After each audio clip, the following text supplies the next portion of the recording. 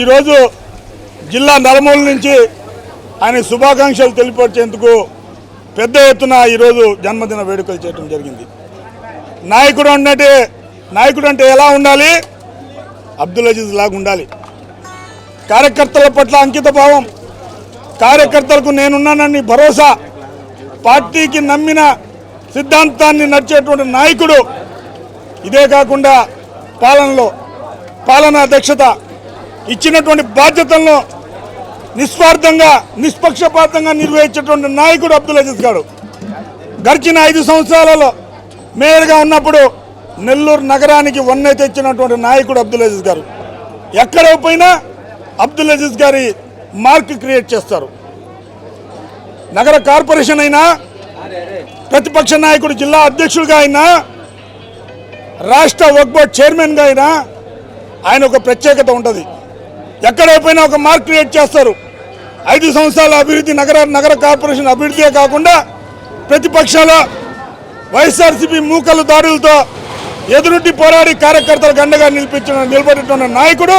పార్టీకి నేనున్నానటువంటి ఇచ్చినటువంటి భరోసా అబ్దుల్ అజీజ్ గారికి చెల్లుతుంది.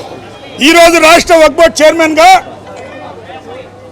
ముస్లిం జాతికి ఒక గర్వంగా తల ఎత్తుకునే విధంగా ఈరోజు ఆ బాధ్యత నిర్వహిస్తున్నారంటే ఈ రాష్ట్రంలో, ఈ దేశంలో అబ్దుల్ అజీజ్ ఒక్కడే.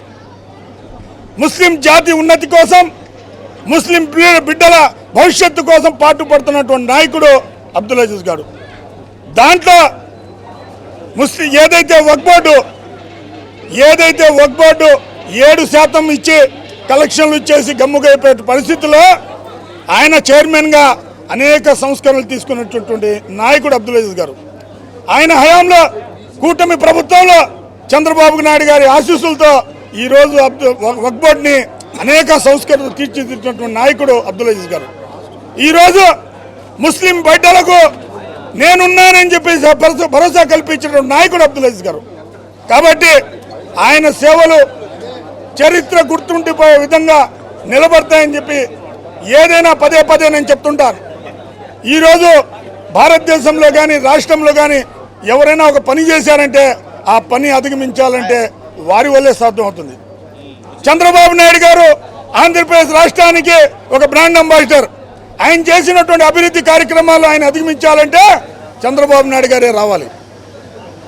అలాగా ఈ యొక్క రాష్ట్రంలో, ఈ జిల్లాలో అబ్దుల్ అజీజ్ గారు చేసినటువంటి పనులు దాన్ని పోటీపడి అధిగమించాలంటే మరో అబ్దుల్ అజీజే రావాలి తప్ప మరొకరు రాబోరు అని చెప్పేసి నేను తెలియపరుస్తాను.